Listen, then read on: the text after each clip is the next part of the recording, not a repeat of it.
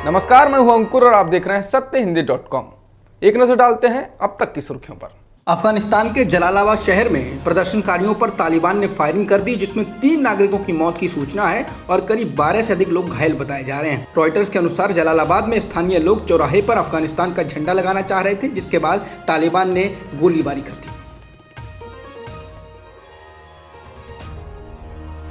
तालिबान भले ही दावा करे कि वह नया तालिबान है और किसी के खिलाफ बदले की कार्रवाई नहीं की जाएगी, सच ये है कि उसने बदला लेना शुरू कर दिया है। एक ताज़ा घटनाक्रम में तालिबान लड़ाकों ने मशहूर शिया हज़ारा नेता अब्दुल अली हज़ारा की मूर्ति तोड़ दी है। अब्दुल अली हज़ारा समुदाय के बहुत ही प्रतिष्ठित नेता थे।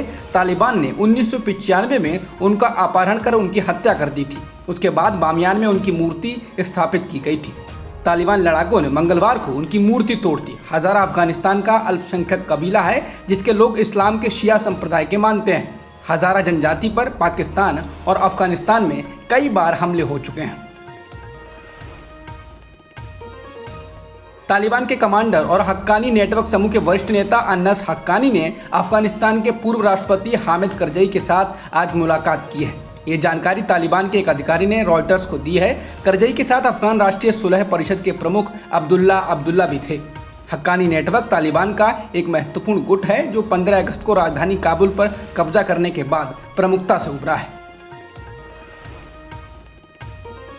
अफगानिस्तान में अमेरिकी सेना के वापस जाने के बाद तालिबान ने कब्जा कर लिया है, जिसके कारण अमेरिकी राष्ट्रपति जो बाइडेन की देश और विदेश में निंदा भी हो रही है। उनके फैसले का असर ऐसा है कि बाइडेन की लोकप्रियता में 7% की गिरावट दर्ज की गई है, जिसके कारण वो अब तक के सबसे निचले स्तर पर पहुंच गई है। रॉयटर्स द्वारा सोमवार को कराए गए पोल में पाया गया है कि बाइडेन की अप्रूवल रेटिंग गिरकर 46% हो गई है, जो बाइडेन के राष्ट्रपति पद संभालने के बाद से सबसे कम है। यही नहीं, पिछले शुक्रवार को कराए गए पोल के बाद से भी इसमें गिरावट आई है। शुक्रवार को अप्रूवल रेटिंग 53% थी। अमेरिका ने अपने बैंकों में पड़े अफगानिस्तान के $9.5 बिलियन रिजर्व को इसलिए फ्रीज कर दिया है कि तालिबान उस फंड तक ना पहुंच सके। फ्रीज किए जाने का मतलब है कि उस फंड को अब अगले आदेश तक ना तो निकाला जा सकता है और ना ही कहीं निवेश किया जा सकता है। अमेरिकी मीडिया रिपोर्टों के अनुसार तालिबान द्वारा काबुल पर कब्जा करने के बाद रविवार को ही बाइडेन प्रशासन ने अमेरिकी बैंकों में पड़े अफगान सरकार के रिजर्व को रोक दिया।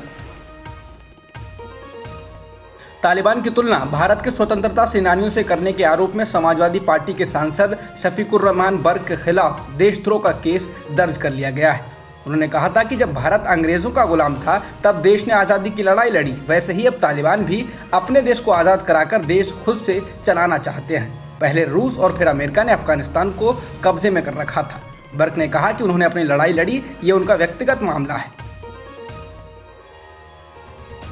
All India Muslim person law board के सदस्य मौलाना सज्जाद नोमानी ने अब अफगानिस्तान पर सफलतापूर्वक कब्जा करने के लिए तालिबान की जमकर तारीफ की है। सज्जाद नोमानी ने कहा कि मैं तालिबान को सलाम करता हूं। तालिबान ने पूरी दुनिया की सबसे ज़्यादा मजबूत सेनाओं को शिकस्त दी। इन नौजवानों ने काबुल की ज़मीन को चूमा और अल्लाह को शुक्रिया किया। नोमानी ने कहा कि वे काबुल के महल में दाखिल हुए। उनके दाखिले का अंदाज पूरी दुनिया ने देखा। उनमें कोई गुरूर और घमंड नहीं था, बड़े बोल नहीं थे। मुबारक हो आपको दूर बैठा हुआ ये हिंदुस्तानी मुसलमान सलाम करता है।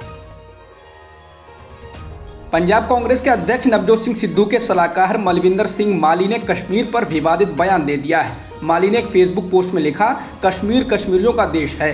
1947 में अंग्रेजों के भारत छोड़ते वक्त किए गए समझौते के अनुसार और यूएनए के फैसले के खिलाफ कश्मीर को 2 भागों में बांट दिया गया और इस पर भारत और पाकिस्तान ने कब्जा कर लिया। माली ने इन लाइनों के साथ श्रीनगर के लाल चौक की फोटो भी लगाई है।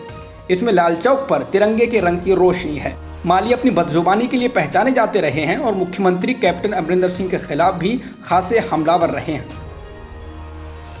दिल्ली की एक अदालत ने बुधवार को कांग्रेस सांसद शशि थरूर को उनकी पत्नी सुनंदा पुष्कर की मौत के मामले में लगे आरोपों से बरी कर दिया है। सुनंदा पुष्कर की मौत संदिग्ध परिस्थितियों में 17 जनवरी 2014 को दिल्ली के होटल लीला पैलेस में हुई थी। वह कमरे में मृत पाई गई थी।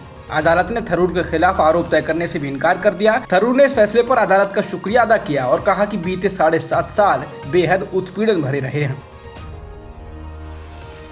सुप्रीम कोर्ट ने लड़कियों को एनडीए परीक्षा में बैठने की अनुमति देने के साथ ही भारतीय सेना को फटकार भी लगाई। सुप्रीम कोर्ट ने कहा कि लड़कियों को एनडीए परीक्षा में बैठने से रोकने का फैसला लिंग के आधार पर किया जाने वाला भेदभाव मालूम होता है। बता दें परीक्षा 5 सितंबर को होनी है। दरअसल सैनिक स्कूल और इंडियन मिलिट्री कॉलेज में लड़कियों को दाखिला नहीं दिए जाने पर बुधवार को सुप्रीम कोर्ट में जनहित याचिका पर सुनवाई हो रही थी, जिसमें ये निर्णय लिया गया। भारत में सितंबर तक बच्चों के लिए एक स्वदेशी कोविड-19 वैक्सीन आ सकती है। आईसीएमआर के national institute of virology Pune की निदेशक प्रिया अब्राहम ने 2 से 18 साल के बच्चों के लिए कोवैक्सीन के दूसरे और तीसरे चरण के जारी ट्रायल के बीच में ये बात कही। उन्होंने कहा कि उम्मीद है कि इन ट्रायल्स के नतीजे जल्द ही सामने आ जाएं। ये नतीजे रेगुलेटर्स को बाद में सौंपे जाएंगे, जिसके बाद कहीं सितंबर या उसके कुछ दिनों बाद हमारे पास बच्चों के लिए भी वैक्सीन हो सकती है। अब तक की खबरों में इतना ही। बाकी खबरों के लिए बने रहिए सत्यहिंदी.com के साथ। सत्य हिंदी का ऐप डाउनलोड करें गूगल प्ले स्टोर पर।